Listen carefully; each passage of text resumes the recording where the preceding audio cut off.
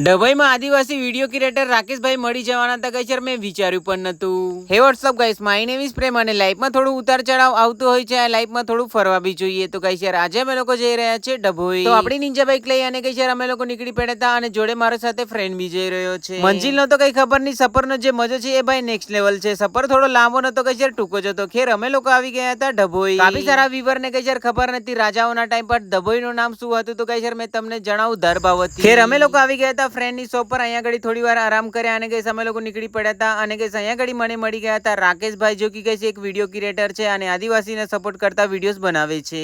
એમની Insta ID પર 1,70,000 follower છે. અને ગાઈસ સોશિયલ મીડિયાના રિલેટેડ થોડા ઘણા ક્વેશ્ચન કર્યા, થોડી ઘણી રાય લીધી. ભૂખ લાગી રહી હતી તો અમે લોકો થોડો નાસ્તો બી કર્યો અને કાફી સારા વિડીયો ક્રિએટર ગાઈસ કોન્ટેક્ટમાં છે. હજુ આપણે મળ્યા નથી, એક એક કરીને ગાઈસ બધાને આપણે મળીશું. રાકેશભાઈને મળીને બહુ સારું ફીલ થયું અને ગાઈસ અહીંયા ઘડી મને મળી ગયા હતા મારા ફોલોવર, મળીને બહુ સારું ફીલ થયું. આઈ એમ સો હેપી. પછી અમે લોકો આવી ગયા હતા હીરા ભાગોર. અહીંયા ઘડી એક વિડીયો શૂટ કરવાનું હતું અને ગાઈસ અહીંયા ઘડી એક ક્યુટ ડોગ મળી ગઈ હતી ફિમેલ. એનું નામ છે રૂહી. કાફી ક્યુટ છે. થોડી વારમાં જ ફ્રેન્ડશિપ કરી લીધી. લાઈફમાં થોડું હસતું ખેલતું રહેવાનું, ટેન્શન અને કામ તો ભાઈ દુનિયાભરનું રહેતું હોય છે.